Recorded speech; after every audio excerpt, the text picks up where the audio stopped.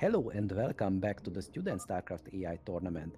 This is casting all the remaining games of the 2019 SSCAIT tournament, and this is a very special cast because I have Nightcat with me and we are co-casting this. Hi Nightcat. Hello. So starting up here, we have Halpan versus Locutus in the winner's bracket on Icarus, with Halpan being the teal Terran on the right spawn, and then Locutus the purple Protoss in the bottom spawn here. Yeah, and we will see who will advance to the semi-finals. As usual, this is a round of 5 or best of 5, I should say. And yeah, let's hope we have some great games, as these bots have provided us with that quite some time. Quite many times, I should say. And it looks... Sorry, I was just going to say, it looks like we have Halpan doing his usual wall, and Locutus going... missed if it was a Nexus first or not, but going with a fast expand as well. And looks like getting the Cyber Core as well on one gate. Yeah, it's a fast expand, and I think Locutus will have some goons out soon, and we will see the ranging of the... oh, well, not really. I wanted to say ranging of the bunker, actually. I always confuse those two. But there is no bunker in the gate, so this is just a bulk gate or something. And it looks like looks like we were gonna have a 2 factory pressure, but the lifting of the barracks kind of gave Halpan a little bit of trouble there, because he lifted it without any units. Let's slow this down a bit, I think. Sure. Because I don't know, a lot of things are happening. Excellent goon micro as always, but the mine hits are awesome, and it... Oh my god, that was 3 goon mine hits. A lot of blue soup. Yeah, I think the first mine got 4 goons, and then the second one got 3, so that's really gonna hurt Locutus here. But there's no tanks out right now, and there are 2 in production though. But they might be a little bit late here, as the goons are in the main now. I think the goon timing was simply too good, and this is just lost. I don't see how Locutus or Halpan can recover from this. Yeah, I think what really hurt him there was lifting up that barracks, and the goons just being able to kind of get in before there was even a vulture out. I think a bunker could have saved this game. I think Halpan was a little bit greedy with the factories, or yeah, just not letting the goons in. But anyway, this is just the first game, and I think we can safely conclude, although let's wait for the end of the replay, but we can safely conclude that the first one goes to Locutus. This is the second game of Locutus versus Halpan. It is deciding who will go to the semi-finals. In the upper left corner, or I don't know if this is a 2-player map, right? Yeah, we're on destination. So yeah, just in the top side, it is the purple Protoss or teal, no, not teal, what's the word? Pink or purple Protoss Locutus, and Halpan the green Terran, or maybe that's teal, in the bottom corner. Well, it's not a corner, but in the bottom side. It looks like Halpan is not going for a wall this time, and is going with 2 barracks. Maybe Locutus is, though, it seems to me. Yeah, Locutus is also going for in-base cannons, so we're seeing a completely different play from both bots, which is nice. And we finally have some Marines moving out. Let's load this down, and we can see the action. But 2 cannons and yeah, even more cannons, 4 of them, will be more than enough to repel just 4 Marines. Yeah, especially since this wasn't a proxied build, and the Marines were just built in base. Yeah, that's not a very efficient scouting mechanism. Basically, every time a Marine wanders in, one gets... Yeah, they seem to be wandering up. They see the cannons firing at them, then they back up. They're doing that dance of death that bots love to do. Yeah, and it's not like the cannons will go anywhere. But yeah, this is an evaluation bug or quirk that the bots do a lot. They wander in and out of range of static defenses and, well, get killed. I think this will not go Halpan's way if this continues, because we just see the Marines streaming in one by one. We do have a shuttle, probably with a Reaver in it. Or no, I don't see a Reaver tech out. But there is a shuttle coming down into Halpan's base. And Halpan, meanwhile, did expand and get a factory in tank. So we'll see what's gonna... it's just a Zealot drop in his main. Okay. It's just a Zealot drop, but it basically shuts down the mining in the main. Well, it's not entirely true. And strangely enough, many bots don't even care about drops, and they just continue mining. Well, that's not that strange. Most bots, or many bots, just don't have that implemented. But yeah, I don't know how intentional was this from Halpan's part. Yeah, Halpan did get a little bit lucky with the timing on that drop, in that his natural finished just before it landed, so he was already transitioning his units over. But we do have the Dragoons coming down now from Locutus into the natural. And that's quite a large Dragoon contingent, but they are bugging out a little, they are not firing. Those bridges probably mess up the movement of Locutus's goons. Yeah, the bridges are definitely difficult, even for a human player to come across. And then look, Halpan was using the high ground to its advantage there with the tank. Whether that's intentional or not, it's hard to say. And goons are especially known for being very mentally challenged when it comes to movement. This is true. Although they have improved that with Remaster, but this is played in 1.16, so they're still dealing with the troubles of that old time. Do you remember the game called Co-op? I think the Dragoon controls are exactly like that. It's just the Protosses inside have thousands of years to master it, so they can do an okay job. Meanwhile, it does look like Locutus has gone onto 3 bases, is getting faster Zealot movement. And we just got a lot of dancing of the Marines in and out of the bunkers here.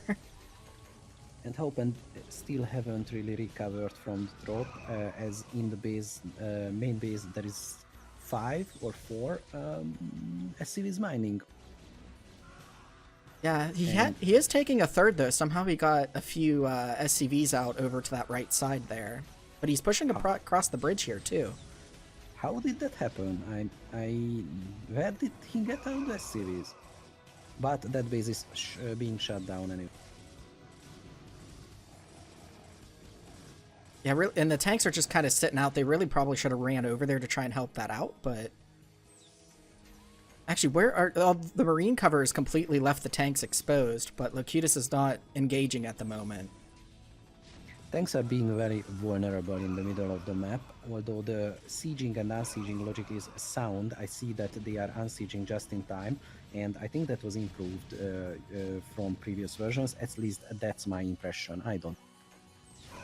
Yeah, I think the main problem that I'm seeing with the army control here is just that the Marines are wandering so far away from the tanks. But even with that, I guess the Locutus army was just too small to be able to take out the tanks when they were unprotected. Yeah, it's just basically no screening for the tanks. And what I suspect is happening here is Halpan has some logic to determine the front line. And it doesn't really takes into account multiple front lines or doesn't handle attacks from multiple angles that well. Again, that's just a hypothesis, but knowing how many bots work, it's a likely gun. Yeah, it could be possible too if it has that front line logic, that it doesn't have logic for, oh, these units should be covering these other units, and so they should stick together. But it looks like Locutus, yeah, was finally able to overcome the tank force there. Yeah, it's just brute forcing, like these invisible zealots, this just roll over. Yeah, this is +1/+1 zealots, and do the tanks have any upgrade? No, none whatsoever. And Locutus is attacking on 2 fronts here. We have the expansion on the left that Halpan took being taken down, as well as the natural taking some damage, but he's going to back out here now. Yeah, I think Locutus just should go in, just do the A move. Locutus has a far much stronger army and economy, and it's just a matter of time at this point. Yeah, on top of that too, Locutus is also just taking over the entire map with bases. Yeah, one of the things that bots do really well is never miss an opportunity to expand. And now Locutus is in the base, and yeah, excellently played. And that makes a quick 3-0 to Locutus, who Well, advances to that makes it the 2-0. next back. 2-0. Yeah, that's what I. So Wait. Oh no, we watched. Okay, sorry. Yes, it's 2-0. it's all right. Yeah, so it's 2-0 for Locutus on top. So on to game 3 of Howpound vs. Locutus. We have the same map destination, but this time the spawns look to be flipped. We have the purple Terran Howpound up top, and the yellow Protoss Locutus down at the bottom of the map. Last game And was... Go this ahead. is the real third game because I was a little bit confused last time, but we watched some games while setting up. So the starting stage is no quick expand from Locutus, but Open is building a wall. Those things are not really related. And we do have Locutus with the cute gas steel and 6 SCVs now trying to take out this assimilator. Yeah, that's some considerable mining time lost in these early stages of the game. I think we should slow down to 2 times the speed right now, because interesting things are starting to happen. And the scouting SCV is not really bothered by these 2 probes in Locutus's base. So we have scouting from both players. And looks like Howpound has his factory started. And I do like too that he has cut from the 3 SCVs down to the 1 SCV gas mining and then back to the 3 as the factory is finishing up here.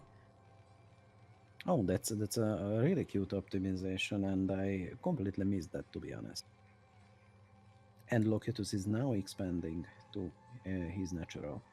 Yep, and he's got his goons coming up as well to harass the front here. We'll see if we see the same mistake from game 1 by Howpound where he lifts his barracks a little too early.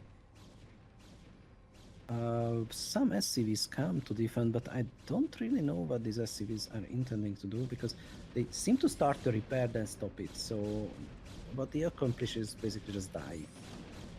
Yeah, I wonder if they were getting thrown off by the Dragoons deciding to attack them as opposed to the buildings. Yeah, because generally the goons attack from max range, and the SCVs just don't really bother with that. It looks like siege mode should finish in time to hold this off. And it does. Oh, but the tank is not in range. The tank is a little too far back. It's still not in range. What is happening here? And it even retreats further back. Oh no. This is some serious dirt from the tank side, and now the goons just charge the tanks. It can be still held, I think, but Locutus has the stronger economy now, so I don't think it matters even if it's held. Yeah, I think the tank that retreated back into the mineral line would probably saved it even if Locutus had pushed this. I really don't know how did that happen, but it seems that the tank sieging up in the wrong place might have cost Howpound this game. And what's with that barracks lifting? It's just placed further back, completely negating the already existing wall. Well, I think Howpound, it looks like he... Oh, this is a DT drop this time. Which, interestingly, Howpound did build turrets to... I don't know if it was expecting DTs or just, in general, trying to defend against drops. But if that turret falls, it has no other detection right now, so I think this is going to be the game here with these DTs. Yeah, no detection, no army to speak of, and no economy. I think, yeah, that will be the game. Maybe Howpound holds out a little bit longer, and the game is not over until the last building is destroyed. And until that point, any bot can glitch out, so we will always see these replays played out. But yeah, I think we just reached that point. I also just want to comment really quick too. I liked the cute lift of the command center from the main to try and move over to the natural, and then Locutus's army comes up the middle and takes out that command center. But yeah, that'll make it 3-0 for Locutus, moving on in the winners round with Howpound dropping down to the losers bracket. Yeah, an attempt was made, but unfortunately for Howpound, it didn't succeed. Let's have the next matchup then. And this is the next matchup, which is Beta Star versus Purple Wave, the round 3 of the SSCAIT finals of 2019. Let me speed this up. And in the bottom right, we have the blue Protoss Beta Star, and on the bottom left, covered up by the minimap here, so I'll hide that for a second, we have the green Protoss Purple Wave. I think Beta Star is a fork of Locutus, is that right? I don't remember exactly. I believe it was. But yeah, I can't quite remember either. Well, anyway, this is the first PvP match up of this cast, and I'm curious to see what these two bots will do. It seems both of them try to scout the upper part of the map unsuccessfully. Yep, and now it looks like the two scouts are going to meet, maybe, and nope, they went different paths. I always wonder what these two scouts say to each other when they meet in the middle of the map. It must have been the awkwardest of situations. Looks like Beta Star, instead of scouting the top left, decided to go cross map after the first failed scout. But Purple Wave does have Zealots on the field. I think it was about 3, and Beta Star only has the 1 with the Cyber Core. And a Dragoon on the way.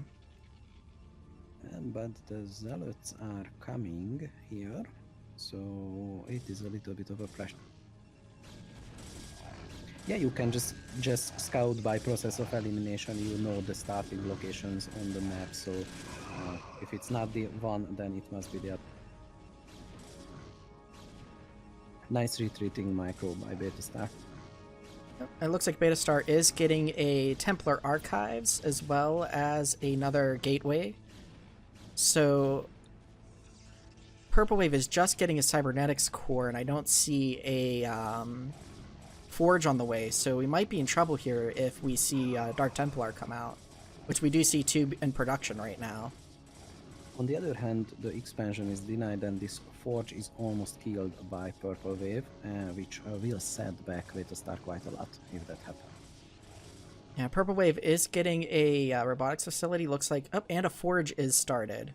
So he does know that the Dark Templars are out now, and the Zealots are retreating, but they might be able to do enough damage before he can get a cannon down. That's what's really going to determine this. I don't see any cannons warping in, that's the problem. Oh, now I see one. Yep, and they are going straight for it. The observatory is coming down too, so we have a bit of like constant cannon starting and killing going on here. Yeah, but it seems that the observatory is for naught as the robotics is shut down and the DT is just slaughter everything, it seems. Meanwhile, the Zealots are trying to hold the front. I think they're staying on the ramp because of the Dark Templar. They don't want to engage. Probably detect a threat in the base, but they can't really engage it, so they are hesitant to do anything. But yeah, this is no comeback from this. There is no way that Purple Wave can get up a detection anyway. Yeah, it was just a little bit too late. It's like if Purple Wave was trying to go for both observers and cannons, if he had just committed to one, I think he might have been able to get the detection up in time. Yeah, or maybe earlier cannon creation, because the cannons were a bit late. I think Purple Wave saw the Dark Templars way before it placed down even one cannon. Or maybe just blocking the entry would have been a good approach. But that means the first game goes to Beta Star, and well, let's just jump into the next one. So on to game 2 of Purple Wave and Beta Star, with Beta Star up 1 game. We have Purple Wave, the yellow Protoss, up at the top, and Beta Star, the purple Protoss, down at the bottom of Icarus. So last game we saw Beta Star win thanks to rushing to that Dark Templar tech and Purple Wave just not getting detection in time. And the Dark Templars were able to clinch the win there for Beta Star. Even though Purple Wave opened with a good Zealot aggression, that should be mentioned. So these bots are somewhat closely matched. Yeah, it was really close because Purple Wave almost had his detection up in time to be able to survive the Dark Templars. Like if it had just been a couple seconds sooner, he would have come out okay, and maybe even ahead in that. Yeah, because Purple Wave had the army lead even until the very end. So it was really just a very well timed Dark Templar attack. And it looks like we're seeing one gate core from both players this game.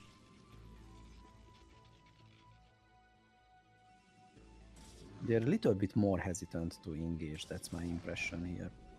Maybe we will see a longer game this time. As Purple Wave a little bit more defensively and maybe preparing for an expansion and just not attacking at all, not even scouting at this point. Purple Wave does have a Templar Archives coming up, so he might be going for a Dark Templar play himself this time. Actually, it looks like they're both getting Dark Templar. That should be interesting. And Beta Star's first Dark Templar is out, and it's chasing some of the army units of Purple Wave, who actually is retreating from that Dark Templar. I think some kiting logic would be beneficial right here, right now, but I also think that Purple Wave does not have that consideration. And do we have cannons in progress? Will we get them up in time? It does have one in the main next to the Nexus. Meanwhile, Purple Wave does have Dark Templars harassing the Natural. So both players, it looks like, have a cannon next to their Nexus, which is good for their mains. Yeah, very similar approach. And this is basically a base trade of the Naturals at this point. Although the Dark Templar for Beta Star are now in the main of Purple Wave, just taking out what they can outside of the range of the cannon. So that's doing some serious damage, because now the gateways are unpowered, and they're just taking them out slowly here. And it's very well done, staying outside of detection range and just taking free shots, basically, because why shouldn't? Oftentimes I see DTs just rushing into the worker line and trying to kill every worker, and not being able to do so, instead of doing well, exactly what Beta Star does here. Yeah, and another thing that Beta Star is doing a bit better than Purple Wave, the Purple Wave now has two of his Dark Templar in the Natural. Beta Star does have an Observer out. Two of his Dark Templar were just dancing in the middle of the map for a minute, while one was attacking the Natural. Meanwhile, Beta Star had both of his Dark Templar taking out what they could in the main. Yeah, and the Observer is still out. Beta Star just needs to send some army units to kill Purple Wave's Dark Templars. And the opposite is not true. Beta Star's DTs still have free range. They just shutting down the Natural all the time, and eventually Purple Wave will just get contained. Yeah, it looks like Purple Wave, I mean, there were a lot of safe range where he could have rebuilt his gateways, and it looks like he's just not doing so. And now at this point, his Dark Templar have retreated to the same position that the Zealots had been doing. But you could just crawl out with the cannon line. That's also basically a cannon rush against your own Natural. But instead of that, we just see innocent probe lives thrown away. Yeah, I think at this point now, it's just a matter of time until Beta Star builds up enough of an army to come in here and engage with those two cannons and then clean up the main. That's exactly what happened here, and the second game goes to Beta Star thanks to the Dark Templars yet again. So this is the third game of Purple Wave versus Beta Star. Purple Wave, the reddish-brown Protoss player in the bottom left-ish place of this map, which is Moonglaive, and in the upper middle it is Beta Star, the orange Protoss. Yeah, another PvP matchup. Yep, and so far both games in this matchup we've seen be decided by Dark Templar play. This game it looks like we're going to have some cheese from Purple Wave, as we have the proxy pylon in the middle here, which Beta Star might actually have missed there. It is quite a possibility. I don't think Beta Star had vision on that, and I also don't think that Purple Wave scouted the base. Yeah, Or did he? looking at just Beta Star's vision here, that pylon is just out of the vision range. I have a suspicion that might be intentional. I mean, the scouting routes are well known on this map, and you can place your pylon pixel perfectly outside of the vision of the most likely scouting path. I can imagine that Purple Wave has this functionality. More than likely, yeah. If you don't like intentionally deviate a little bit towards the middle to try and pick up those type of proxies, you leave yourself open to them. And so we've got the 2 gateway zealot pressure here. The zealots are now in the main for Purple Wave. Little bit of defender's advantage and nice positioning on the ramp by Beta Star's Zealot, but ultimately it falls and the pressure keeps on going. Yeah, I think with all of those probe losses there. Now the Goon is out, so Beta Star might be able to hold this back, but he's going to be very behind if he does. I really like that. Yes. 2 or 3 of the Zealots were targeting the probes, while 1 was forcing that Dragoon to micro. And now this one looks like it's over. That's a very nice split. That's a very nice split, and Proxy 2 get wins, so Purple is back in the game, which is very nice to see, because to be honest, casting 3-0 replays usually means that one bot is outmatches the other quite by a considerable margin. And here we have game 4 of Purple Wave and Beta Star, with Purple Wave being able to stay alive the last game with the Proxy 2 gate. So we are on Empire of the Sun with Beta Star, the white Protoss in the bottom right, and Purple Wave, the blue Protoss down in the bottom left. And let's not forget that many of these bots have learning built in, so if Purple Wave learned that 2-gate proxy is the way to go, we might just see that right here, right now. I think we are casting the games in order they happened, right? We should be, yeah. Well, there could be always glitches in the system, so that's not 100% true, but it is most likely. And the first scouting probe is out from Beta. Yep, and looks... First, I was just going to say, it looks like we don't have that proxy coming from Purple Wave, because he did in-base, pylon, and gateway. Yep, no proxy. That opens up Purple Wave to quite a lot of harassment from DTs later, if the previous games are any indication. For some reason, bots are scouting the top left corner as their first scouting target. And Purple Wave is going cross-map this time after scouting the top left. So it looks like he will find Beta Star and see what is up before Beta Star finds him. And we have one Zealot out from Beta Star, but other than that, both players going for Cybercore quickly. So will we see a great Goon versus Goon battle? Well, it looks like we've got the Citadel of Adun coming down for Beta Star, so he's going, it looks like, for Dark Templar tech again. Meanwhile, Purple Wave is getting the Dragoon range. Yeah, why wouldn't he go for Dark Templars? I don't know if Purple Wave has actually seen the Citadel go down or not. Because I don't think he did, because the scouting SCV by Purple Wave was out in the natural. Yeah, I think that fast Zealot by Beta Star kept or denied the scouting for Purple Wave. There is a little incursion attempt here, not even engaging, just checking the natural by Beta Star. And at this point, it seems that Beta Star is a little bit ahead, but let's not forget that Purple Wave has 8 more workers. Oh, no, 3 more workers, 8 more population and 3 more workers. That's what I meant. Yep, and Beta Star is going for his expansion while... Is he getting the DTs yet? Or... Oh, you know what? He did not get a Templar Archive, so I guess he was just going for the faster Zealot movement. Yeah, I was just searching for the Templar Archives, and it is surprising that he did not do that. Observers And are out now, though, for Purple Wave, so even if they do come out at this point, Purple Wave should be okay. and there is a river coming too. And a nice concave or army arrangement from Purple Wave in the entrance of the main base. Quite hard to break. Yeah, especially Purple Wave definitely has the larger army right now since Beta Star went for the expansion, while Purple Wave is just going tech and full army right now. And now Beta Star has the worker lead. Right, that's what Beta Star is pretty much trading right now. He's going for the long game economy versus having the stronger army right now. Yeah, and Purple Wave still does not have an expansion that might bite him in the behind very soon.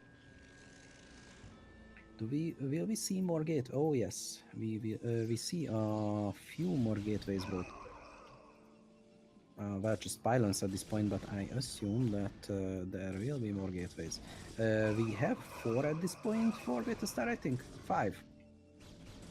And Beta Star is going to need them because right now Purple Wave, with taking his natural, is pushing the army back.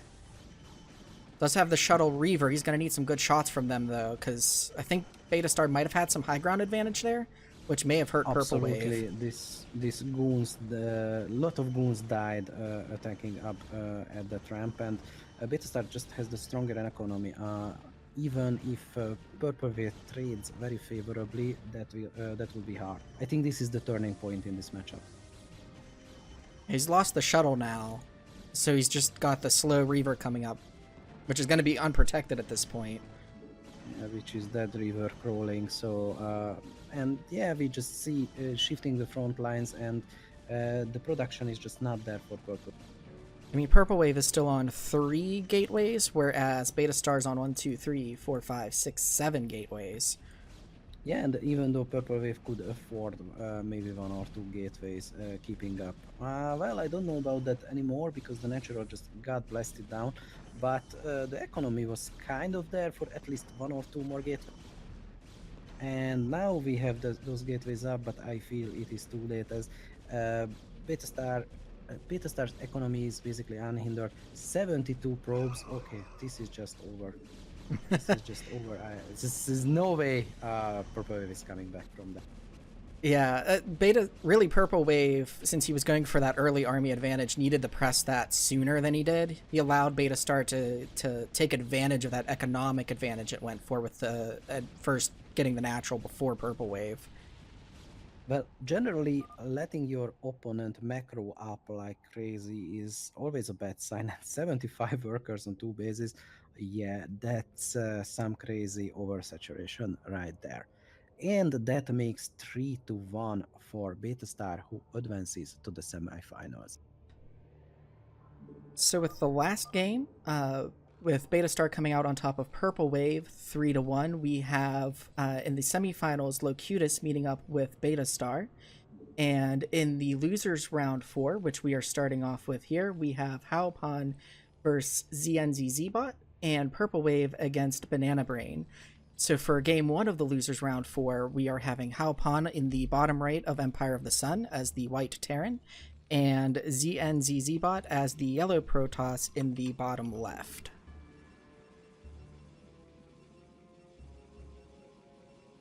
Yeah, ZNZZ is still a strong bot, so this matchup will be quite interesting. ZNZZ is the bot by Chris Cox, right? I always confuse ZZK and ZNZZ bot. You should name your bots more descriptively, people. I don't think it is. I think that's ZZZK. I have no idea at this point, and yeah, I'm too lazy to look it up. I'm focusing on the match, so oh yeah, you're probably right. So in the meantime, there is some scouting to the top right corner and the top left from ZNZZ. So yep, that is going on. Neither player finds the other's base, but Haopan is the first to do so right now.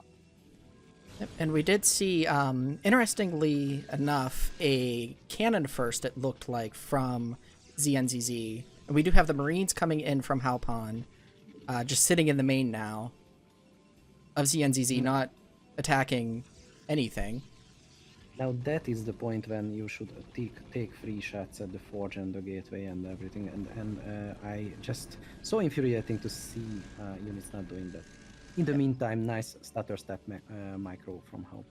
Halpon did accept the sacrifice of probes there. But these Marines could do so much damage. Yeah, it's interesting that they're not attacking any of the macro structures. Meanwhile, ZNZZ is getting goon range, going to get a goon out, but I don't know how effective one goon at a time is going to be.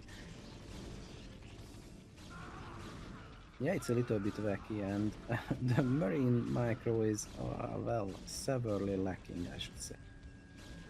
I think it's the stuttered step logic that is a little bit flawed, and the Marines don't fire always when the author intended them to do.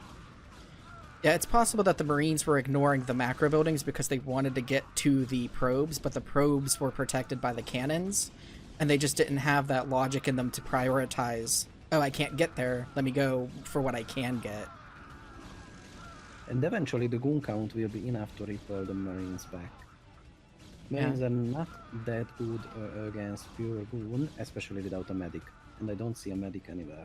Now back home, Halpon is getting 2 bunkers, does have a factory with a machine shop finished, so he might be able to stabilize. Yeah. Researching siege, but we don't have range for these Marines, and they just go in and out of the bunker and do this little breakdance. I don't know to what end. First tank is out though. If the Marines would just sit in the bunker, that would have been much more effective. Yeah. I think this logic might be because they want to steam. That is possible. For some reason, Halpern just sacrificed a tank to the goons. It's sieged up, and the goons just wandered into minimum range and killed. So I think Halpern has some quirks in the Marine logic. We didn't really see tanks being thrown away in this fashion before. I should say so. And now, nice STV defense though. Yes, ZNZZ kind of got baited there into throwing away a couple goons because that tank was so far back. His logic to get up in the tank's face basically made him throw those goons away. ZNZZ has a natural now, so the economy seems to be the same, but Open has more worker. And starting the third base, let's not forget that. So Open might come back to having more map control, I should say. I wouldn't say that either player has the advantage right now. Although I should say it right now. Yeah. ZNZZ and Halpan kind of had a fight in the middle there, where ZNZZ came out on top, and then Halpan started to retreat, but he had no Marines in his bunker again. So ZNZZ was able to just kind of walk in and make it his. And in entrance, we saw the tanks hesitating a lot, while if they could have just sieged up. I think right now the tanks are afraid to siege because of the zealots, and I mean, it's true, he doesn't have anything to cover for them. Finally, they siege up. Yeah, once the zealots left to go destroy the third, they felt comfortable enough to do so. But and in the meantime, ZNZZ took a third as well, so this is turning out really bad for Halpan. Yeah, and I don't understand where Halpan was going with those tanks. It looks like maybe it was trying to be aggressive again, when really it just needed to sit back and stabilize. Especially because ZNZZ wasn't having an excellent anti-tank micro. There was some closing in on some tanks, but I'm not entirely sure that was intentional from the Goose part. So this game seems that goes to ZNZZ, and it is strange because Hopen has some micro mistakes which it didn't have before. And this is the second game of the losers round 3. Am I right? 3 or 4? 4.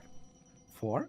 Thank you very much. It is Halpen versus ZNZZ bot on Taucross, and ZNZZ bot on the top right corner in this fancy light green color.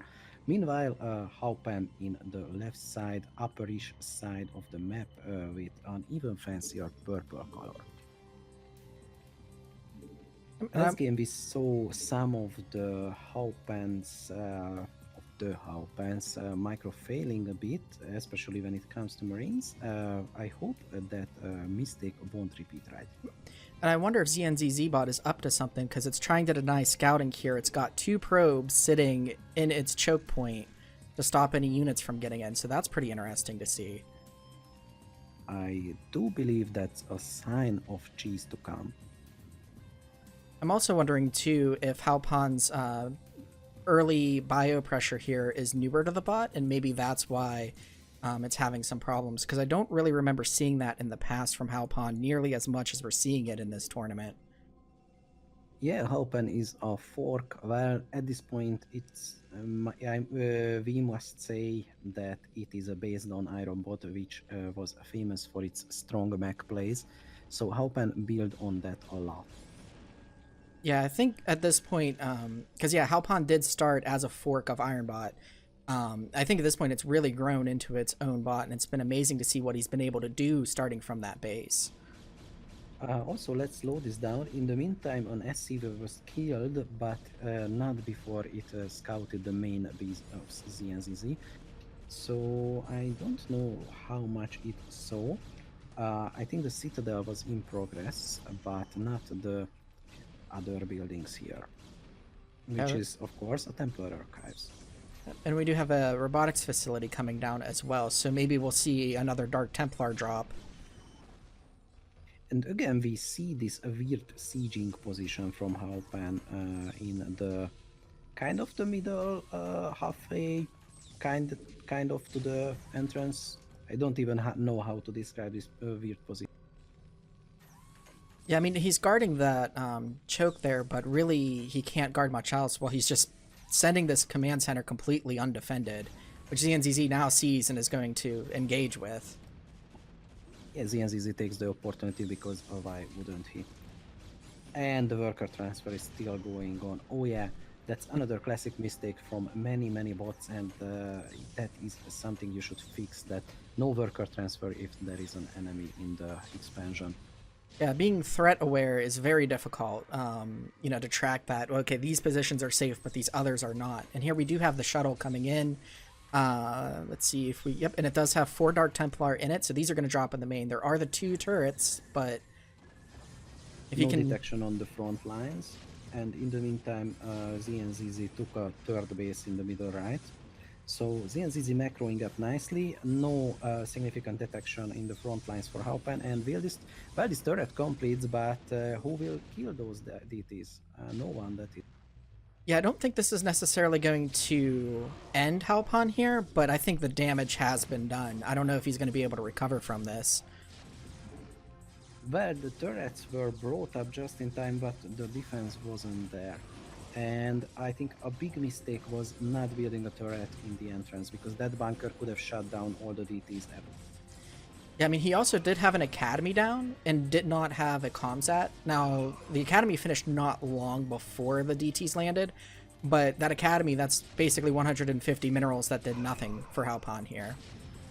I wonder how big of a role denying the scouting played here. I think it's not insignificant. Yeah, I'd have to look back to see when those probes actually left, because he got the 2 dragoons that harassed the choke or the natural choke, or sorry, the main choke, well before the DT tech was even coming down. So those probes would have had to have at least moved to let the dragoon come out by then. And I think I saw on the minimap that the probes had already left. So I don't know if really losing those 2 workers for mining. There was a scouting SCV in the base, but I think it was right before the Templar Archive started. Ah, okay. Although that might have been the reason that Haupan put down turrets in the first place, that it scouted the Templar Archives. But yeah, I just didn't have the army positioning to deal with it. And also, too, 4 Dark Templar with only 3 turrets is kind of annoying to deal with, especially when they go straight for your turrets. Yep. And with that, yeah, ZNZZ is actually going to tie it up here 1-1 with that win. So a quick correction, at the end of the last game there, I was saying the score was 1-1. I mixed up my notes, and it's actually 2-0 for ZNZZ. So this game, is for Halpon's survival here in the tournament, since this is the loser's bracket. And this game is taking place on Jade, which is a bit skewed against Terran, so Halpon's really got to fight uphill here. We have ZNZZ, the orange Protoss in the top left spawn, and Halpon, the purple Terran, in the top right spawn. Yeah, part of what makes this map very biased against Terran is the fact that your main is in the low ground, where instead of being on high ground. Yeah, that can screw you really badly with the tanks and everything. And I like that inverted stance. You have to kind of employ different tactics, and a nice gas steal from the NZs. And nice that Hopan quickly shuts it down. Yeah, and we have how many SCVs? 6 SCVs. Again, going at that.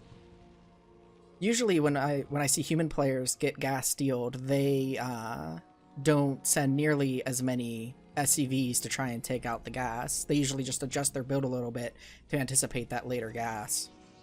Yeah, but that do that probably they can't really spare the APM and or the attention to get those SCVs back after they are done. I think that plays a huge part. Meanwhile, the Cybercore is out, but no goons as of yet, and Haupan is just plopping down the first factory. And there is a complete wall from Haupan, so for the time being, he's reasonably safe. Yeah, it looks like that might just be part of ZNZZ, just parking that worker there to block the scout until the Dragoon is done. But now the scout is in and able to see what's going on for Haupan.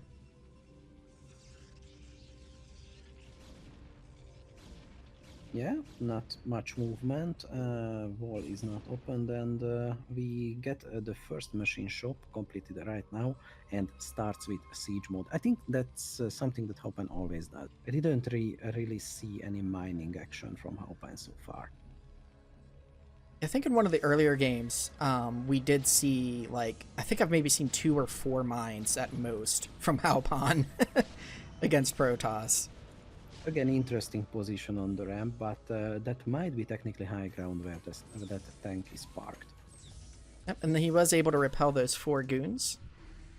But another tank sieges up in the bottom right corner of the main base. That's basically the worst position. And yeah, there is some mining going on now with a forward bunker. Yep, we do have Dark Templars out and again in a shuttle for ZNZZ, but Haupan has seen the Dark Templars out, but he has no detection, it looks like. No, I can't seem to find any detection, and the Dark Templar drop is just bombing the main base, and Haupan has no counter to this.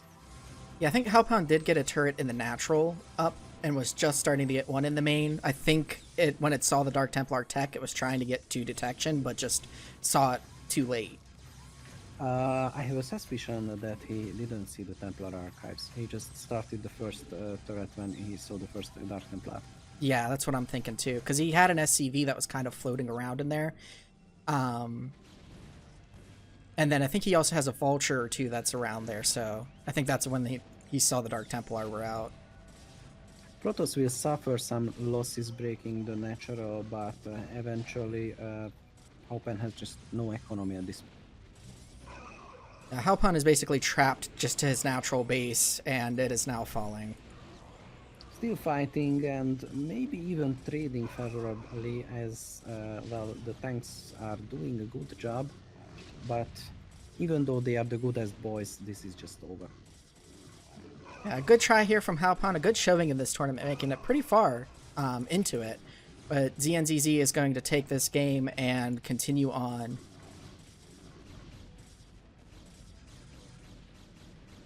Yeah, and this game shows the importance of scouting, I think. At least if our hypothesis is correct and the Templar Archives was not scouted. Definitely. And this is the losers round yet again, a familiar matchup, a Purple Wave versus Banana Brain. 2 very strong Protosses, and this matchup is a delight to see because where we have these two gentle bots against each other, it feels like fairly often.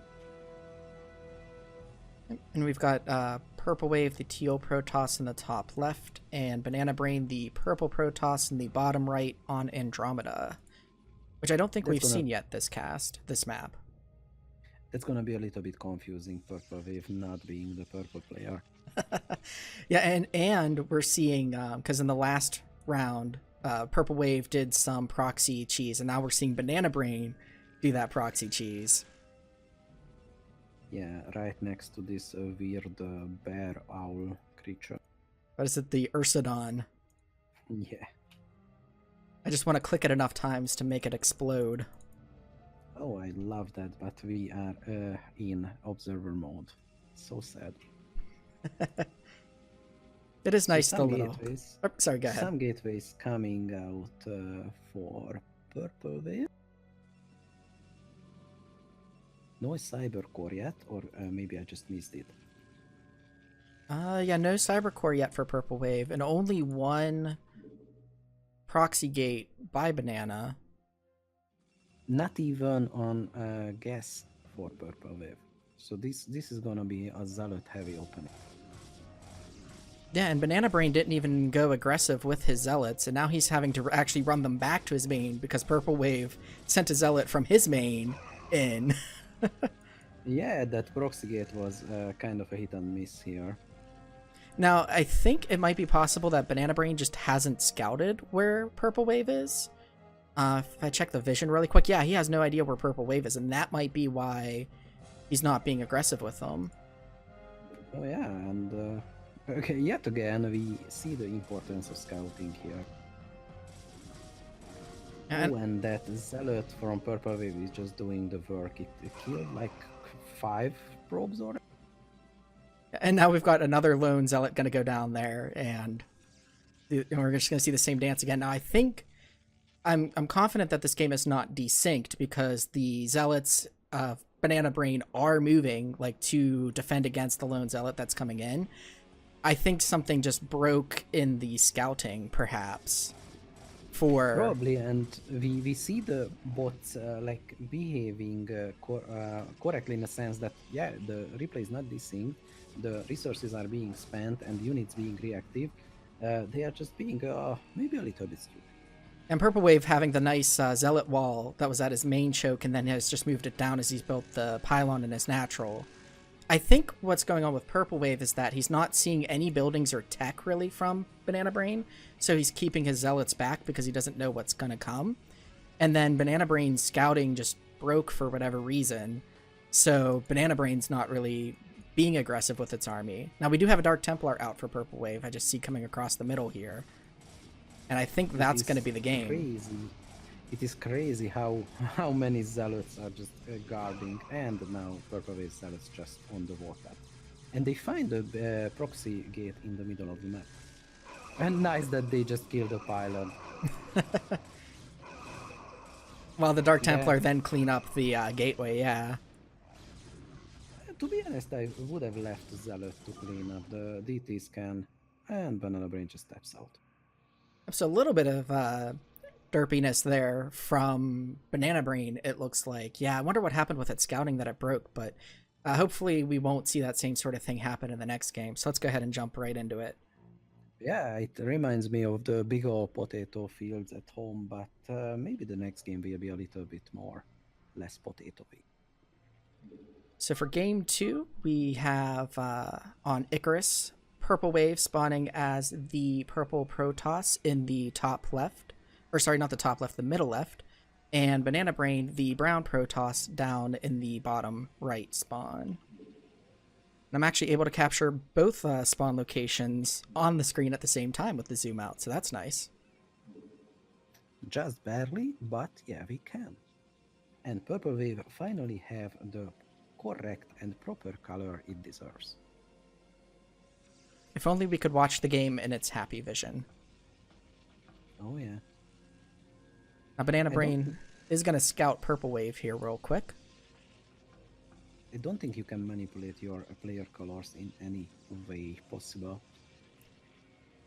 Yeah, I don't think so in 1.16. I know in Remaster with custom games, you can choose your player color. In the meantime, we now see a cyber core from Banana Brain, no proxying on any other kind of cheese, and kind of a Sim City from Purple Wave. Yeah, we do have the two gates up towards the front, so that the Zealots can quickly exit the base and have a shorter rush distance here. Which it looks like he is being aggressive this time. And this is a straight up Zealot rush, yes. Well, not rush, but Zealot aggression, let's call it that. And I think this time, since he's seen both the gateway and the cyber core in the base, instead of keeping the Zealots back and building a wall, not knowing what's going on, he's just rushing right in with them. And they don't even care about the goons, they just kill as many probes as they can. Which I think is a good decision right now. I agree. We do have a second gateway, it looks like, coming down for Banana Brain. Meanwhile, behind this attack, Purple Wave is getting a Citadel of a Dune, so it looks like he's probably going to go for the Dark Templar again. But maybe just leg speed, that's a valid option here as well. True. And do we have? Yeah, we have proper gas mining, but no expansion from both players. And Purple Wave now just blocking the ramp with 4 Zealots and retreating the other 3 in Banana Brain's entrance. So maybe Purple Wave just realized that, okay, this early Zealot aggression wasn't working out, time to switch out the tactics. And we do have leg speed coming down as well as a Templar Archives, but an Observatory is almost done for Banana Brain. And I think that's a reactive thing as well. Well, not sure, because Banana Brain didn't have scouting, but okay, if my opponent is not attacking, what can he possibly have that can cripple me? And Dark Templars is a very obvious answer here. And the first observer is already out for Banana Brain. Yep, and it looks like both armies are kind of moving out to see what the other is doing. This could go for Banana Brain, depending on the micro, but it looks like he's just going to go ahead and fall back here, because that is a lot of Zealots. We don't have lag speed, right? They do. Can we slow down? Yeah. They do? Yeah, they do. It's hard to judge on 2x speed, but yeah, At least they should. I did see it researching for Purple Wave at one point, and I don't think he canceled it. Yeah, it's unlikely he cancelled, and there is a DP in the base, and there is no detection right there. There is... Actually, I'm not sure which player that Observer is for. Has to be Banana Brain, I think. Actually, that was Purple Wave's Observer that I saw going there. But there is another one for Banana Brain in the base. Yeah, it's confusing because it's very hard to see the colors. Yeah, especially on the Observer. But I think what happened with Banana Brain this game is that early Zealot Rush just did enough damage to slow down its army production, that just the overwhelming numbers of Zealots with leg speed were able to overcome the Dragoon army, even with the Observer, which means that, you know, the DT was basically just acting like another melee unit there instead of like a sneaky little assassin. Yeah, indeed, and a good Sim City and maybe some cannons could have saved this game, but yeah, that was like a coin toss for Banana Brain. Yeah, it just got outplayed, I think. It is the third matchup of Banana Brain versus Purple Wave, and Purple Wave is the brown Protoss in the bottom right corner versus the orange Protoss, the Banana Brain, in the top right corner of this map. At least this time none of them are the color purple, so that makes things a little easier for us, instead of it being the wrong player like the first game. Yeah, that's really easy to confuse. And this is Banana Brain's survival game here. If Purple Wave is able to take the win, Banana Brain will be permanently knocked out of the tournament. Yeah, the first game was a little bit potato, but the second was kind of close. At least I felt that the two bots were on equal footing, if nothing else. Maybe Purple Wave just outplayed its opponent a bit. Yeah, I think in that second game, that Zealot Rush just did more damage than Banana Brain could really recover from. And if I'm remembering right, I think it was the author of Purple Wave who has mentioned that the Protoss versus Protoss has a little bit of coin flippiness in it with the Dark Templar tech. Because it's very easy if you don't prepare for that possibility that you just flat out lose. And also the economy matters a lot. Like PvP matches are decided on probe count in a lot of cases, and we see that in human games quite a lot. Yeah, and we do. And Go ahead. yeah, there is a natural expansion for Banana Brain, just wanted to say. And in the meantime, Purple Wave is a little bit turtling. It's a turtle wave now and blocking the ramp with 2 Zbot. Both bots do have 2 gateways. Not seeing any tech beyond the cyber core yet for either player. So it's kind of hard to say exactly what they're going to go for here. Or rather, Banana Brain is just getting his cyber core now, due to getting the faster natural. But Purple Wave has more workers at this point, so the Banana Brain's economy is actually weaker right now. But the workers are quickly being made, and the difference is only 3 workers at this point. So the expansion was a gamble, as it always is, but I think it might just play off. I think Might just pay off, I meant to say. I think I've heard, in the game of Brood War, there's really 3 things that you can be doing, and really you should only be doing 2 of them at a time. Where, you can either be building army, teching, or expanding. So Banana Brain's probe count, as we can see, because he went for expanding, whereas Purple Wave went for army and tech on the one base. Banana Brain's probe count is starting to grow now over Purple Wave's, but Purple Wave's army, while I was talking there, just kind of crushed the Zealot army that Banana Brain had.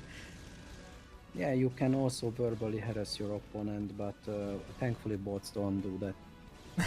Well, some bots do. Yeah, some. But yeah, this is just overwhelming wave of goons from Purple Wave. Yeah, Purple Wave. And are they glitching? They are glitching. I wonder, this might actually be... Nope, okay. I was thinking that might be a desync, but I think they were just having some targeting issues there. Yeah, I think what happened here, too, is Purple Wave was able to just press his army advantage before Banana Brain's economy advantage could actually kick in. So that was really good timing there by Purple Wave, but here he is falling back a little bit. Yeah, and the game is not over yet. Actually, I think we might have had a desync. No, I don't think so. I think the Okay, no, yeah. just derped out a little bit, and we don't have an overwhelming amount of resources, and we still have stuff being built, so I don't think this is desync.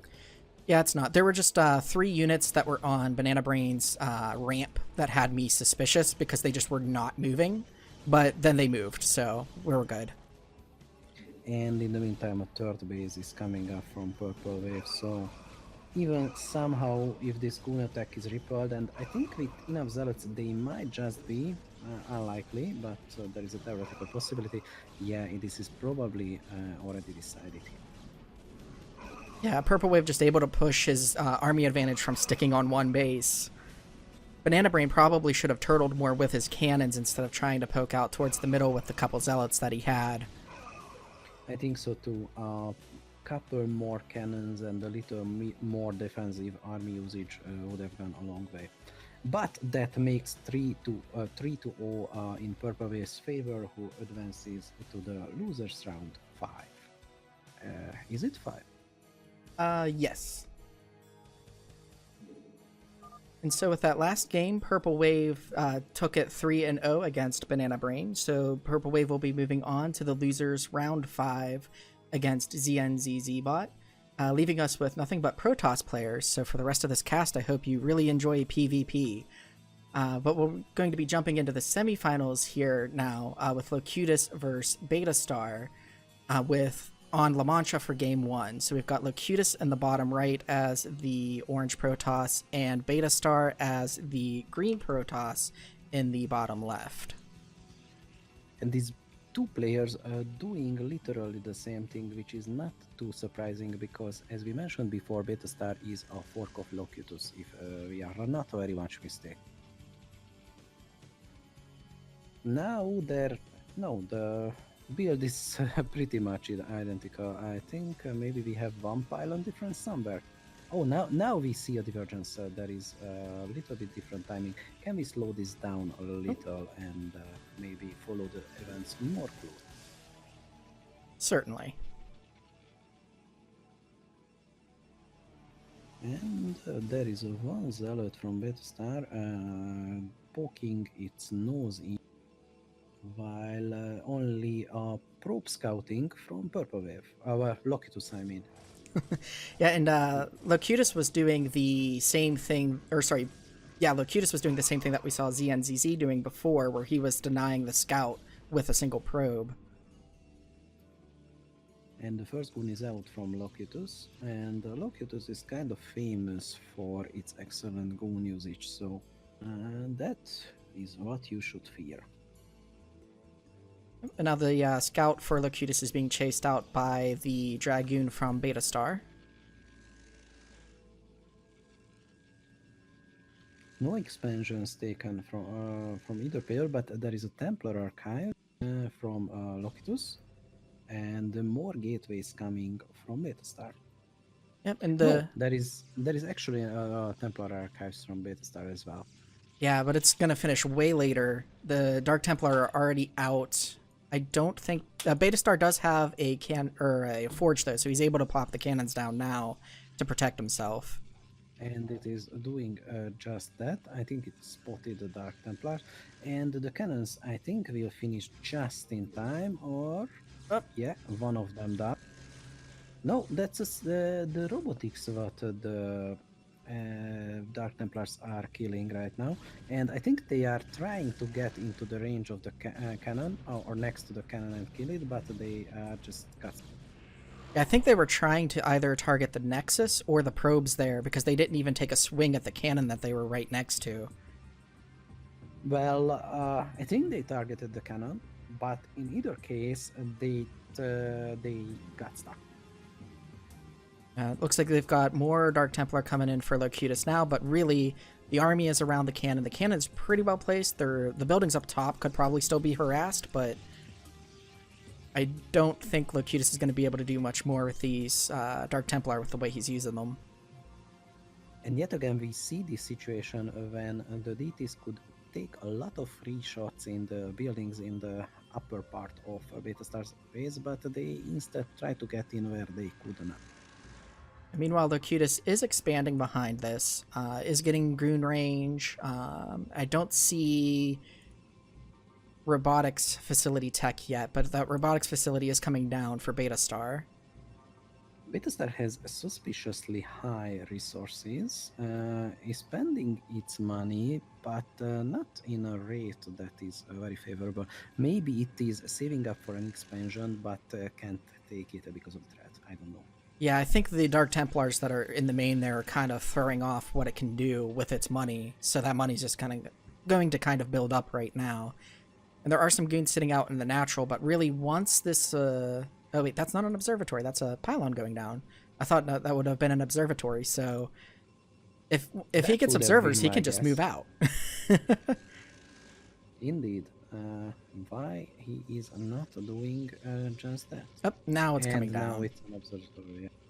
But in the meantime, Locutus is ahead in macro, only by 3 workers, but Locutus has 2 bases. Yep, Locutus is going out for a 3rd base now, too. Yeah, so these DTs, if nothing else, they allowed Locutus to just macro up. And Locutus is, I don't think he's gonna contain Beta Star if Beta Star ever decides to move out. But still, it will slow down the expansion, and that counts for a lot. Also, no observers in production yet, which is strange. I think Beta Star might be... Oh, now he's got one down. Just now. I think he was kind of blocking himself in the gas department with all of the Dragoons that he's built.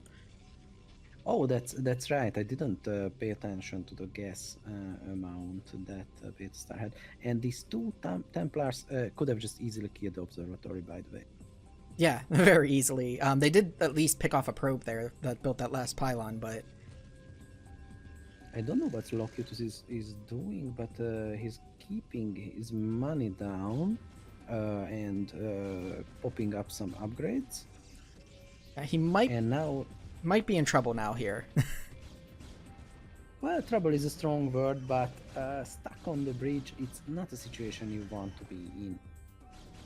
In this situation, in the other side of the bridge, you could block a much larger army by forming a good concave. So Locutus is not really doing that. I think Locutus needs more gateways. And indeed, he is building just that.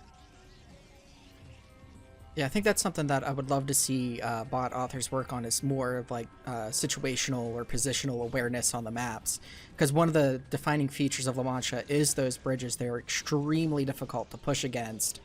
And this army of Beta Star would not be at the front door of Locutus if he had just held his army at those bridges. Now, Beta Star could potentially walk around, but, you know, he could have at least held them back for a little bit longer that way. Locutus is very hesitant to engage. I think Locutus has 3 bases now versus, but the second is coming in the natural, but 1 mining base of Beta Star. Locutus could afford to lose a few wounds here. And Beta Star has found the third, and it looks like he wants to move his army up there to engage it. And those 2 DTs I'd like to mention are for Locutus are still sitting in Beta Star's main. They're not doing anything. they're And dancing. Indeed, the army moves out, and the third base is just getting deleted at this point. Locutus moves in to defend. That's good. I don't think that will be in time. At least the probes will get killed in the third. Yeah, and it's actually being held off by the goons that stayed on the opposite side of the bridge. Probably taking more losses than he needs to. If he had completely crossed the bridge, again, that positional awareness of the map, he could have engaged on that side with Locutus trying to cross. And strangely enough, the army, the remainder of the army, leaves the third of Locutus and not killing the Nexus. I think that's a mistake, but shutting down the Locutus's attempt at a fourth. And from what I've seen of Beta Star in this tournament so far, it looks like its main design goal, I guess you could say, is to shut down expansions. And so I wouldn't be surprised if there was some sort of prioritization logic there, like, oh, I saw this third first, so, you know, until it sees the fourth, it's like, that's top priority to kill. And then it sees the fourth and goes, oh, wait, that's more priority to kill, so let me just change what I'm attacking completely and go after that. And maybe we get into a base trade situation now, because both armies are in the opponent's base. Locutus's army mopping up the natural, and the worker count is pretty much equal. Now Beta Star is losing a lot, but he was ahead just a moment ago. And both the 2 players are quite evenly matched. Another expansion starting for Beta Star, and Locutus is rebuilding its third. Yeah, that was a very nice counterattack by Locutus, just basically sacrificing the third and fourth and saying, you know what, your whole army's up there, well then I'm going to come and kill you. Yeah, because Locutus probably realized that, hey, I can afford to lose those bases. While my opponent can, well, he can certainly afford to lose the natural at this point. And I think retreating is a mistake from this, because Locutus has the stronger economy, or the possibility of a stronger economy. Even if you're not trading favorably, you should throw your army against your opponent at this point. Yeah, and Beta Star is almost mined out here. Yeah, and no natural for Beta Star, and the third base is just getting shut down. Well, technically it's the second base now.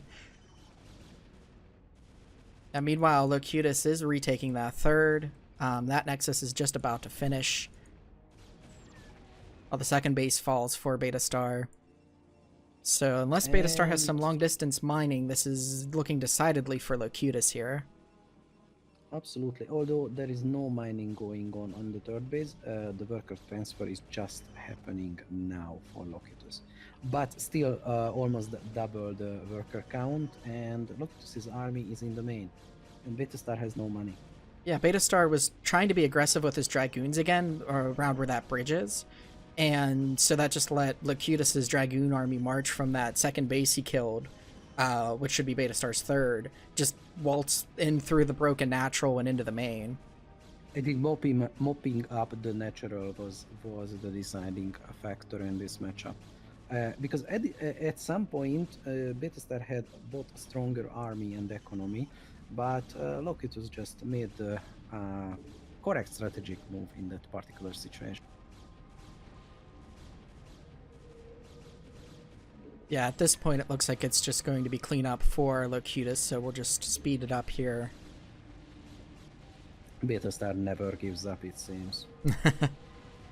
Never give up, never surrender. Yeah, and with that, it is 1-0 in the favor of Locutus. And we have the second match between Locutus and the Beta Star in the semifinals of the 2019 SSCAIT tournament, which is a kind of redundant because SSCAIT stands for Student StarCraft AI Tournament, so it's the Student StarCraft AI Tournament. I should just say that. So we have Locutus, the red Protoss in the top right, and Beta Star, the blue Protoss in the bottom right of Empire of the Sun. Which I feel like we've been seeing a lot in this tournament. It certainly feels like that. This is a map where you can easily defend your natural, I feel, and maybe a little bit Protoss flavored. Favored, not flavored. Definitely not Protoss flavored. Well, these last games of this cast are probably Protoss flavored since it's all Protoss for these last games here. Protoss flavor, taste the cheese. Maybe Artosis should take that as his motto here for Protoss. He is not fond of the Protoss race. Looks like we have a similar build so far from both bots with the just like last game, pretty much the two bots doing the same thing at this point, and the first divergence usually comes with expanding and or building some DT play. I'm not sure if I missed something or not in Beta Star's main. It looked like it canceled a warping building at one point, but maybe my eyes were just playing tricks on me. I didn't catch that. Yeah, like I switched down to look at Beta Star, and then I thought I saw something warping in, and then I thought I saw it disappear, but maybe it was some cheese from Locutus just building something in there real quick just to mess with them. Either way, we do have... we have two gateways coming down now for Locutus, while one is coming down for Beta Star. The gun range will finish, I think, almost the exact second for top bot players. Locutus is slightly ahead with the research, but I think it's just really just 1 or 2 seconds or something like that. Yeah, both of them seem to be going for very aggressive one-base play. I think Locutus is 1 up on the gateway count at 4. Okay, no, actually, they're going to have the same gateway count, but Locutus got their 4 up before Beta Star.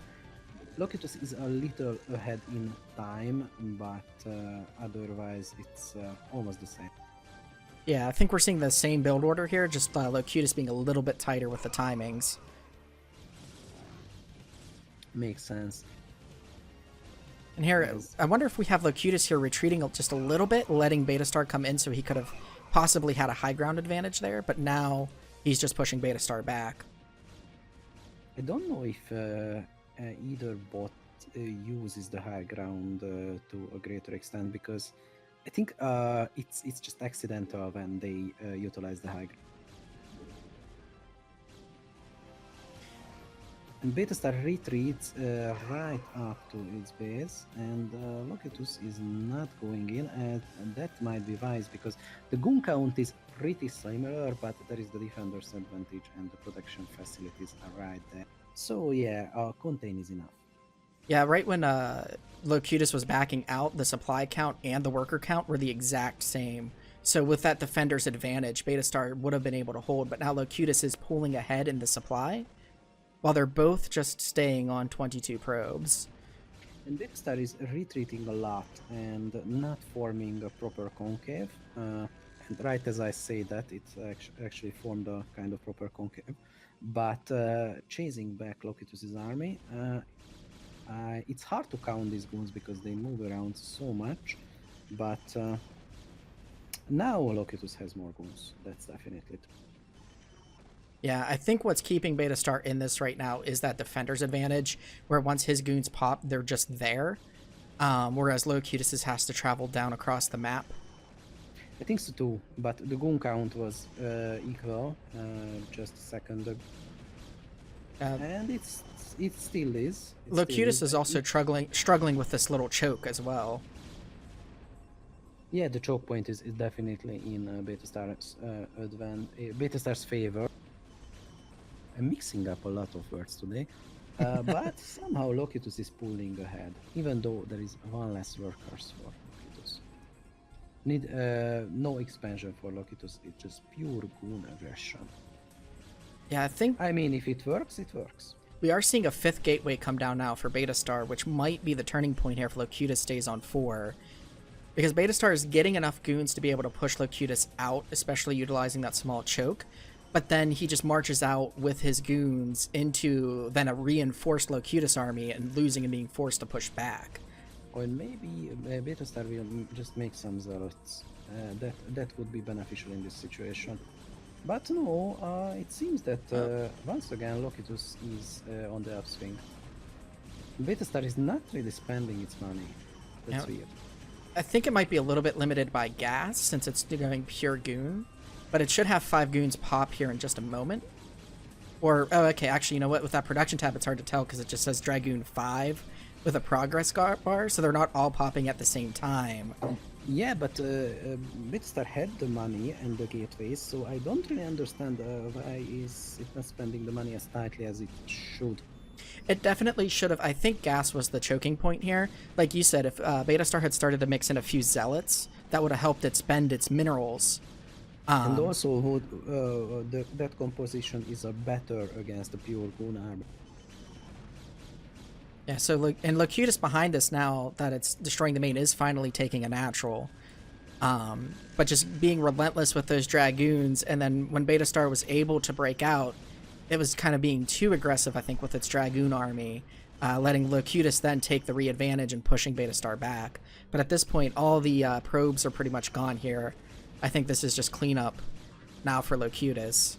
Certainly is, and I think this game was basically both players did the same thing, but Locutus did it better. Yeah, and I think you said before that Betastar is a fork of Locutus, so it's not surprising to see almost the exact same build coming out of both of them. Yeah, but let's not forget that it's a fork of Locutus's early version. So it's just Locutus maybe did something to improve its inner behavior, and yeah, that's just the deciding factor. I agree. And with that, Locutus is going to go up 2-0 against Betastar, right? Yes, that's correct. Awesome. Let's go ahead and get into game 3 then. And we have the third game between Betastar and Locutus in the semifinals.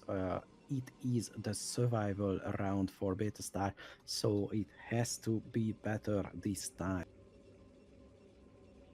And Betastar is spawning in the bottom half of the map as the orange Protoss, and Locutus as the yellow Protoss up at the top.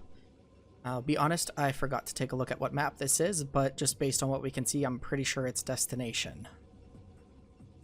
Also, yellow and orange is quite similar, so when if and when we will see large-scale engagements, that will be a little bit confusing. But based on previous games, that might not be the thing that ends up happening anyway. This is not... Wait, is this Destination? No, this is not Destination, but I forget which map this is. I'm very bad with map names, and I don't want to mislead the audience. So this is just one of the maps, and I don't think it matters. One of the maps not named Destination, but it's the same tile set, which is what threw me off. We can list a lot of maps that this is not one of them. So by the process of elimination, we can eventually deduce the name of this map. But let's just not do that and focus on the game. Yeah, yet again, pretty much mirrored builds here, but Locutus is a little bit behind this. No, actually not. the worker count is the same, but Locutus is somehow doing a little bit earlier everything. I don't know what's the actual difference here. The lower worker count might be the difference if or now Locutus is getting ahead actually in workers. So yeah, it's hard to say. But the cybernetics core finished just a little bit before Beta Stars did. Yeah, but it seems to me that Locutus is doing the exact same thing, but somehow faster. How is that possible? Maybe some improved mining algorithms or something like that. Could be mining differences. It could also just be being a little bit tighter, maybe sending workers out a little bit before it has the actual resources to place the building. Without looking very closely at it, it's difficult to say what makes those little bit of a second differences. And in the meantime, we have a Citadel of Adun from a Beta Star. I don't think we have one from Locutus. Yeah, not yet, but we did have, well, now Locutus is up a Dragoon here at its choke, but we did have both armies were 2 Zealots and 1 Dragoon for a short bit there, saying hello to each other. Yeah. Yet again, the awkwardest of situations, and the Templar archives are coming up from Beta Star, and it is not scouted. So we might see some sneaky Dark Templar play here. I don't see any kind of detection for Locutus at this point. So if the DTs come out, Locutus might be very well unprepared for them. He is going to push this army back, but yeah, I think once the DTs come out, it's going to very quickly flip. Although yeah, it can be a very sudden flip of this game. Yeah, they are cross-mapped, so it will take a little bit of time for the Dark Templar to get there. So depending on how far back Locutus pushes Beta Star, he could give himself more time to get that detection in order to defend, but he hasn't even started his forge yet. Oh yeah, that's right. No forge for Locutus. That is indeed strange. And the Dark Templar is started now for Beta Star as well, so now the clock is really ticking for Locutus on if he can get detection or figure out what's going on and get detection in time. But so far, the Templar archives are not scouted, and it's kind of in the back of the base. So even if they go up the ramp, they won't immediately spot it. But they are nowhere near the ramp, and the first DT is just completed. So yeah, the clock is ticking, and there is not even a forge. Oh, this DT is gonna do so much damage. And Beta Star was able to push Locutus back without even using the Dark Templar, so Locutus is going to find out what's going on even much more later. In the meantime, I see a lot of resources floated for both players, which is weird, because I don't think this replay is desynced. And now the Dark Templar is probably spotted, and do we see a forge? Yeah, forge is just started. So Locutus is kind of in a panic mode now. Yeah, I think this build floats a few minerals for Locutus, just because he's just pumping the goons on the 4 gateways, and then even though he has the minerals to expand, he doesn't do so right away. And actually, this is really nice, where he's just blocking the ramp with the 4 Dragoons, and the Dark Templar doesn't realize that the ramp is blocked, so he's not attacking the Dragoons, and he's just trying to walk into the main, but he can't. Such a missed opportunity. A lot of goons could have been slaughtered here, and now probably there is a robotics facility coming up. There is a cannon. Yeah. So yeah, and this is just a missed opportunity here. Definitely, and I think what I was saying before with the minerals, I think Beta Star is just floating a ton of minerals because this build is very gas heavy with the Dragoons and then the Dark Templar tech, and it's just not doing anything else with those minerals. I think at least he should expand them. Definitely. I mean, 1700 minerals, you should just expand or make zealots or anything. Now Locutus is giving up that ramp to retreat back to the cannons that just finished in the main.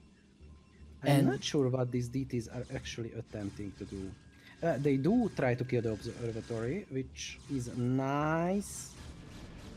Oh, the one wandered a little too close to the cannons there. Now they're going after the cyber core, which is good to see. If Beta Star would walk his Dragoons up into the main, he has some nice room to play where he could be dealing some damage. Yeah, and killing the cyber core is actually a good move on Beta Star's part, and maybe I was a little bit early in my judgment here, because I thought that Locutus will just take this, but no observers and no cannons, and now the DT is doing some real damage.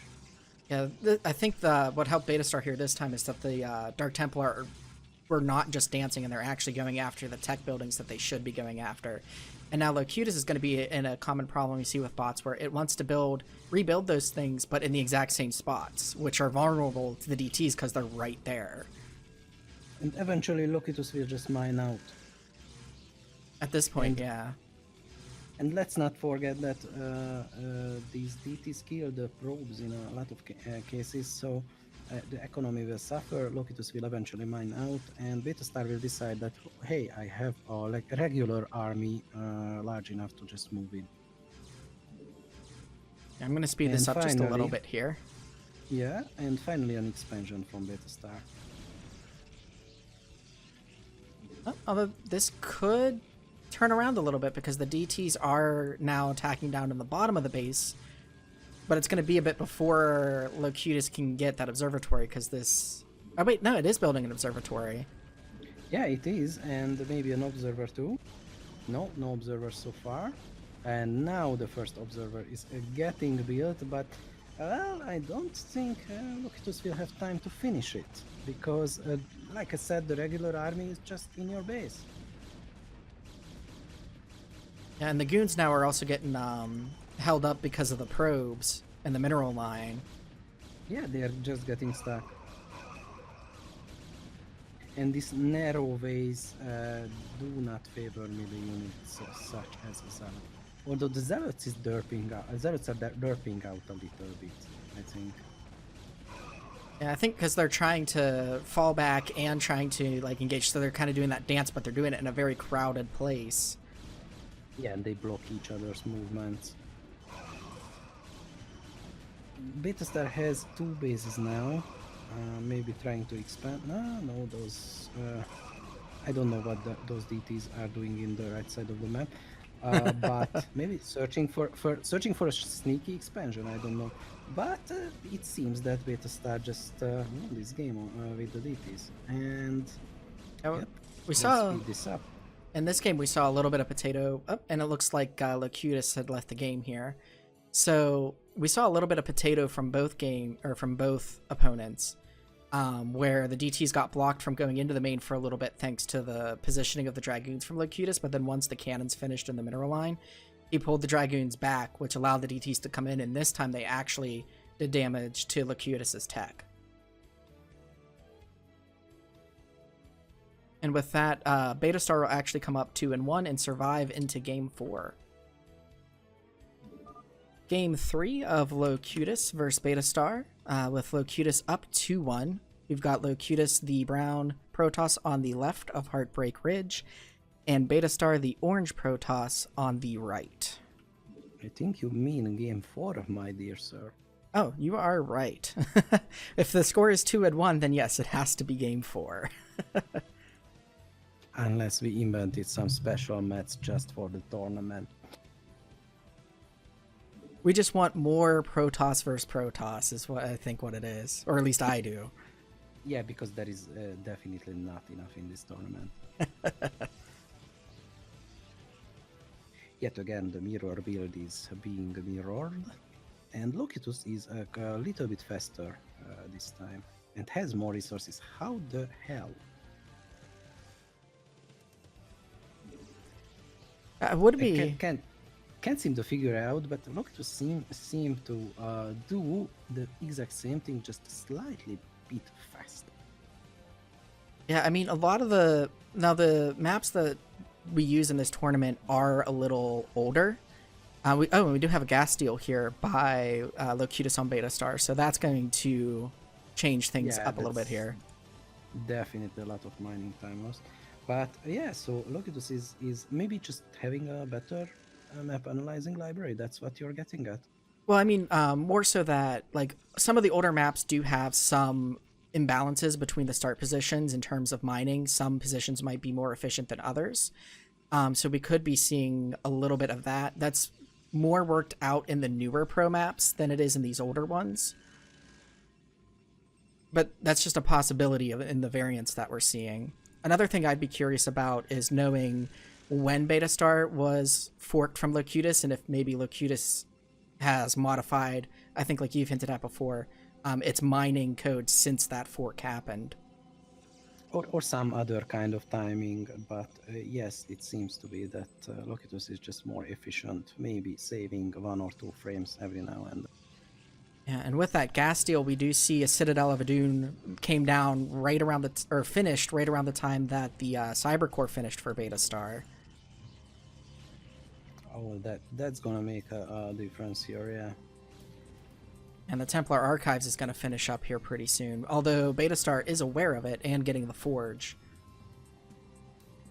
Yeah, those, getting the Forge, so that's already being countered. And the Templar Archives are not even done yet. So yeah, Beta Star reacting nicely. So even if we see DTs, that might not be the end of it. Although we did see that even just the presence of DTs can throw off a Beta Star's game. Meanwhile, Locutus is taking his natural here while the Dark Templar finishes up. Floating a lot of resources yet again. And having just 2 gateways, it's understandable at this point. And yeah, making 2 DTs. Oh, there is already 1 DT out on the map. I kind of missed that. It's alright, I was following along its journey there. So the cannons are pretty nicely positioned in Beta Star's base. Looks like... I'm not sure. So that's the robotics facility in Pylon. That's vulnerable and could be attacked. But we're seeing now Locutus doing the same thing that Beta Star did in Game 1, where the DT is just dancing in the base and not attacking anything. It's so-called Boogeyman DT build. It's not doing anything, just carrying the whole army. And here those 2 Dark Templar you were talking about now are coming over into Beta Star, along with the Dragoon just a little bit behind. But even with those scary DTs only, Locutus is quite ahead. Oh, taking a drone, that's nicely, but not doing much else, and they could do also much more. And the observatory is being built, and this time the DTs are not attacking that observatory. Meanwhile, behind this, looks like Locutus is getting another gateway, getting that goon range, which Beta Star already has. Building up the probe, so the probe count is pulling ahead for Locutus. I think this is the moment when Locutus should expand, but I don't think he will do that. Well, Locutus probably should... I feel like he should be getting... maybe another... Actually, okay, yeah, he is getting another gateway, because he's going to need to build up his army pretty quick here, because once the Observer comes out, Beta Star's going to be able to move out, and if Locutus doesn't have something to answer that, he's just going to get run over. Yeah, and Beta Star has a bigger army at this point. It's 10 goons versus 5 that I can see. Well, a little bit more, but they are behind, and now it's even more. And yeah, the Observer pops, I think. Yep, now this army's going to be able to move out. Like what I was talking about before, where you can only do like 2 out of 3 things in Brood War and be effective. Beta Star was building army and tech, and Locutus was going tech and expand. So at some point, Locutus has to switch into army, or else he's just going to get run over now that Beta Star's army is free to roam the map. Beta Star's army is going around, so it can potentially reach Locutus's base earlier. And Locutus is expanding to a 3rd base, so yeah, it took the opportunity. But there is a Protoss army on the warpath, and Locutus has no answer to it. Yeah, Locutus's goons ended up sticking around the natural of Beta Star, so we might actually end up in a little bit of a base race, but Beta Star's army is stronger. There is a slight possibility that Beta Star's army will just go and turn around, which would be a very bad decision right here. And yeah, Locutus is blocking the natural of Beta Star, but pretty much the same thing is happening the other side. Yeah, it's kind of hard to get both fights on the screen at the same time, but I kind of have it here. Um, really, if Beta Star can sit back and defend its main, it could probably trade pretty evenly in this situation here. Yeah, but let's not forget that Locutus has a third base, and I don't Oh think that's yeah, scouted. that's right. I forgot about the third base from Locutus. So yeah, Locutus might actually be in the better position here with that. Although I did see a train of probes come and just kind of die in the natural from that third, so that probably hurts a little bit. And Locutus is in the main of Beta Star, and that means that at least the minimum he will cut off Beta Star's reinforcements and already killing some tech. But there are still a little bit of Beta Star army, but I think Locutus can defend this. Yeah, especially the 4 goons that were killing the assimilator and the natural are now running back. If those had moved up into the main, that would have, I think, been the proper move here because it would have been more of a base race. Especially... Yeah, I think so too. Should have killed a lot of workers instead of doing whatever they are doing right now.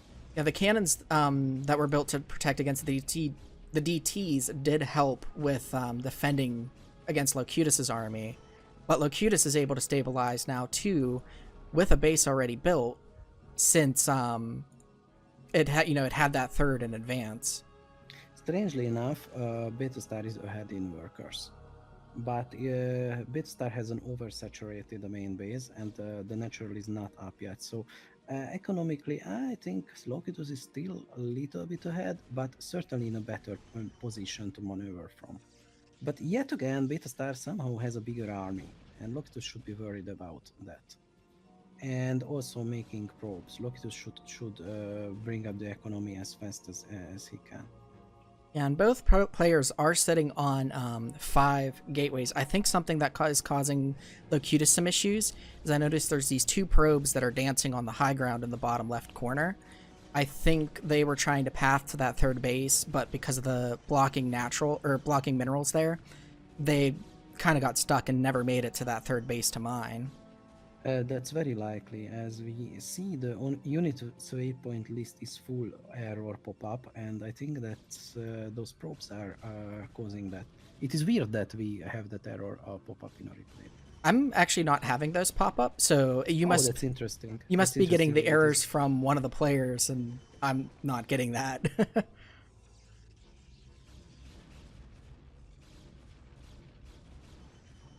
Yeah, I think Beta Star now has a definite advantage because Locutus failed to capitalize on its third base. And we see that Locutus is getting slowly but surely pushed back into its main. Yeah, I mean, the worker difference is getting too much. Yeah, there's a good big worker difference there, and there's also a good supply difference going on here. If we take a look at the upgrades real quick here, it looks like, if I can just get one Dragoon, Locutus has no upgrades. Oh, and Beta Star also has no upgrades. Yeah, and I think you should prioritize that. Upgrades are basically the most cost-effective thing that you can possibly have. And it looks like Beta Star is starting to scout for other potential expansions of Locutus. So it looks like it's going to find this third if it hasn't yet already. Yeah, and it's going to try and take that out. Meanwhile, Beta Star is taking the top right for itself for its third base. I think Beta Star is just running away with this game at this point. This expansion, losing this expansion is gonna cripple Locutus here. Oh, but Beta Star decided to retreat from attacking the third, and basically just ran into Locutus's Dragoons and just sacrificed them. Yeah, we've seen this weird retreat logic from Beta Star before. It just kills the probes and retreats, which can be a good decision in certain situations, but I don't think it was right here and now. Yeah, I think another thing that might have been at play there too is if Beta Star just felt like it was going to get overwhelmed and try to retreat, not realizing it's retreating through the enemy army, which is never a good thing to do. Oh yeah, that's definitely you should not do that. And somehow Locutus is on the offensive again. What I find weird is Locutus not retaking the natural, but we have this in the left side of the map, 7 probes, I think, that just stuck. As you said, there is the blocking mineral they don't mine out, and that causes problems. Yeah, I think what it's trying to do is saturate that second base down there. And it's like, oh, I'm on 2 bases, so I'm happy. I don't need to retake that natural yet. Not realizing that it's running into problems with its probes.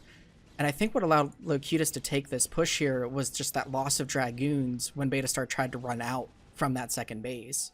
That really That's flipped the army definitely power. that was a very And costly tactical mistake. yeah, and now while the supply difference looks big in Beta Star's favor, 30 of that supply is probes. So realistically, Locutus is actually ahead in supply for army. That's true, and now those probes are getting decimated because yet again an unprotected worker transfer to a base that doesn't even have an access. Yeah, that's not very well told. But Goon Deadball is gathering, and I think Locutus will get repelled here. But we have this weird mining logic for these probes too. Meanwhile, Locutus is taking the bottom right, still not taking its natural back. It's going to expand to the bottom right. And still has a lot of these derping probes in the left side.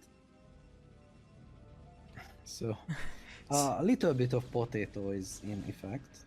And so now Beta Star is kind of turning this around a little bit with this Goon army in the middle, but then Locutus's army gets split, which is going to cause some trouble in the natural for Beta Star, kind of like at the beginning of the game. Yeah, and Locutus can very well kill this natural right here, right now. At least desaturate it very well. I think that cannot be avoided at this point. And now the Goons are retreating back from the middle, but they might be able to repel this, or at least weaken the damage that this can do to it. And Locutus's retreat mechanic seems to be a little bit better. He does not retreat through the enemy army. And in the top, not top left, but one to the right to that, Beta Star is taking a base. That's a weird place to take it. Although the bottom right is also a very wacky place to take a base, and even even not defending it, yeah, that's gonna cost you. Yeah, and also Beta Star is now attacking. Yeah, like you said, that not defending it, that bottom right. Locutus is essentially functioning on like 1.5 bases because of all the probes that got held up on that left side there. Which, I think if those probes were mining it, Locutus would have taken the natural by now. probably, and just removing the statistics panel real quick here to show, Beta Star did mine out those blocking minerals. So that way its probes could go up that path no problem. So that's perhaps an enhancement that Beta Star put in that Locutus doesn't have. But that bottom right base now falling for Locutus. So yeah, Locutus is back on, well, not even 1.5 because the main is mined out. So that means like half of it, something like that. But now the probes from the destroyed third base find this second one, but along with them the Beta Star's Goon army comes. Yeah, and Locutus, meanwhile, has been pushing into the natural hero of Beta Star and actually doing damage. But I don't think that Locutus has the income to be able to capitalize on this damage and pull away with a win. No, this could have been a base trade, but Locutus just ran out of money. And no, Locutus is still mining somehow. I don't understand how, because these goons are not shutting down the base. Well, at the bottom left, there have been some probes that have been mining, but not nearly as many as Locutus wants to have there. Also, this third base from Beta Star is not scouted, I think, in the top. It's happily mining away and taking the top left by Beta Star. Yeah. Yeah, I think this game now is going to just run away here for... or Beta Star is going to run away with the game, I mean. Yeah, definitely. And now there is literally no mining going on for Locutus, so at this point it's a matter of time. And Locutus, I don't think he has an army of any sort. Maybe one or two stray goons, but yeah, this has been a very wacky game, I think. This has been a pretty funny. Very similar bots again, like we've said. You know, one is a fork of the other. And both have shown different quirks, so it's definitely been Different bugs. entertaining. And that brings the score to 2-2, I think. So we Yep. will have the tiebreaker match next up. This is the final game of the semifinals of this tournament between Locutus and Beta Star. I mean, the matches between Locutus and Beta Star, not the tournament. That would be boring. And yet again, it is a PvP matchup, and the map, as we have learned, is a Roadrunner here. Yep. And we have Beta Star, the purple Protoss, in the top left spawn, and Locutus, the blue Protoss, in the top right spawn, you could call it. Top right-ish. And it looks like we have completely different builds this time, with Locutus getting a Forge first, and Beta Star getting a Gateway. That's kind of a new thing for Locutus. Didn't really do. And even a cannon, a blocking cannon for Locutus. It's interesting to see that positioned in the main, because that doesn't really allow him to go and take his natural early or anything like that. Yeah, and I don't think there will be an expansion for quite some time for either player. Locutus going on a defense, maybe got scared of another DT harassment, I don't know. I'm trying to think. Well, in this match, yeah, we did see Locutus lose, I believe, to the Dark Templar from Beta Star on this map before. So maybe it is using also, you know, I played on this map against this person, they DT'd me. I'm making sure I don't lose to that again. Yeah, Locutus definitely has some kind of learning, but I don't know if that's the exact way it concludes the build order. We are seeing now proxy gateways, late proxy gateways from Locutus. So that's pretty interesting. Oh, I thought that was gonna be an expansion, a hidden one, but yeah, that's a little bit surprising. And in the meantime, cannoning up from both players. Yep. And he's also getting the ground +1 attack as well. That's interesting yet again. Something we didn't really see before. And I don't know what's the plan with these two proxy gates. And I mean, they are a little bit closer to the enemy base, but not by that much. Now it's 3 proxy gates. Meanwhile, Beta Star has 4. So, I mean, they have the same gateway count because there is one in the main Locutus. But this will be interesting to see what he does with these Dragoons that he produces out here. I don't know what's the plan here. I really don't know how this can be effective, because with proxy builds, I would imagine timing is key, and we are definitely a little bit too late to be proxying. Yeah, and especially with the resources that were spent on the cannons and the forge, Beta Star is in position to have the larger army.